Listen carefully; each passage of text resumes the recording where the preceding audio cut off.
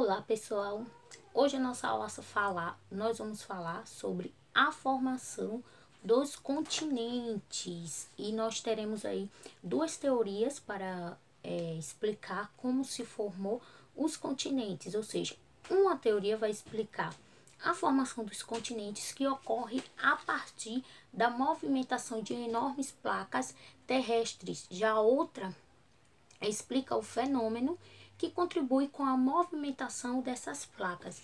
Então, para isso, o que explica a formação dos continentes, nós temos aí a teoria da deriva continental, que no passado, há cerca de 240 milhões de anos, só havia um único continente, que era denominado como Pangeia. Então, a origem da teoria, ela ocorre no início do século XX, com as ideias do cientista Alfred Wegener, que o estudioso ele imaginou que os continentes como os conhecemos atualmente, um dia eles foram supercontinentes, ou seja, ele era denominado por ele de Pangeia, ou seja, que ele passou por um processo de fragmentação e afastamento de terras a partir da movimentação das placas tectônicas. E o que é essas placas tectônicas? Bom, elas são placas rígidas que formam a litosfera, possuindo espessuras variadas e que se movem em várias direções, podendo se chocar uma com as outras, o que pode causar terremotos e erupções vulcânicas. Bom, vamos falar aí sobre os períodos que foram se afastando dos continentes, como nós já falamos nas outras aulas sobre o período paleozoico, cenozoico, mesozoico, não é isso? Então, nós vamos falar a partir desses períodos, como se formou então no início, que era na era paleozoica, cerca de 240 milhões de anos, só havia um único continente, como demonstra aí no módulo de vocês, nas imagens da página 19, que cerca de 240 milhões de anos só havia um único continente, que era o que? Denominado de Pangeia. Todos os continentes eles eram um só. E quando chega na era mesozoica, 135 milhões de anos atrás, o que acontece? Acontece a separação dos dois novos continentes, que se denomina Laurásia e Gondwana.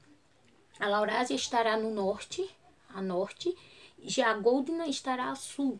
Então, eles vão se dividir aí em dois continentes. Já com 135 milhões de anos, eles já começam a se separar. Na era cenozoica, no tempo terciário, os territórios que correspondem já à América do Sul e à África, eles se separam. E o território que corresponde à Índia, ele colidiu com a Ásia. Então, na era cenozoica, para vocês ver, os continentes eles já vão se afastando. A África e América do Sul, se vocês analisarem, ele era um encaixe perfeito. Ele, se for demonstrar essa imagem através de um quebra-cabeça, onde daria perfeitamente, eles iam ficar encaixados perfeitamente a África e a América. Então, eles já começam a se separar. E no tempo quaternário aí, hoje, que significa quaternário na era mesozoica, cenozoica, perdão, assim ficou completa a separação entre os territórios correspondentes à América do Norte e à Europa e entre a Antártica e a Oceania. Então, e para defender a sua teoria, Alfred Wegener, ele procurou evidências que comprovassem as suas evidências que ele falou. A primeira evidência, que é a que eu acabei de informar para vocês, qual vai ser a primeira evidência? O encaixe entre a América e o continente da América e da África, onde o encaixe ele era um perfeito. Eles estavam na mesma ordem de deposição e tinham a mesma idade. A segunda evidência vai ser o que? A presença de fósseis de animais. e de plantas que vivem na mesma época, que foi encontrada em diferentes partes do mundo. Aí ele surge com a sua terceira evidência, que já vai ser o quê? A evidência de glaciação, que acontece aí na região sudeste do Brasil, sul da África, Índia, oeste da Austrália e Antártica. E a sua quarta evidência, semelhança nos tipos de rocha e de relevo, como a cadeia de montanhas de Serra e Cabo, na África do Sul, que seria então a continuação da Serra de Lavetana, que ocorre na mesma direção da Argentina. Então, o Alfred Wegener, ele propôs aí várias evidências para comprovar as suas ideias que ele tinha sobre a formação dos continentes. E que mais à frente, que os grandes estudiosos, logo depois que ele surge com as suas evidências sobre os continentes, a sua teoria ela seria comprovada pelos grandes estudiosos, que anos depois, com os estudos das placas tectônicas, que você conhecerá.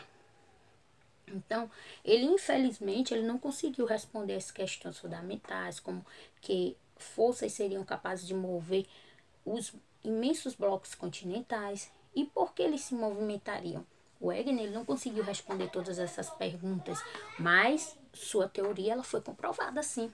E anos depois, comprovaram que um dia os continentes eles foram um só continente, denominado de Pangeia, e que depois ele passou por um processo de fragmentação e afastamentos de terra, que foram conhecidas como a movimentação das placas tectônicas, e onde essas placas tectônicas, elas serão que placas rígidas que formam a litosferas. Então, nós também podemos conhecer essas placas tectônicas como com a movimentação delas, existem 3 limites que elas podem ser consideradas.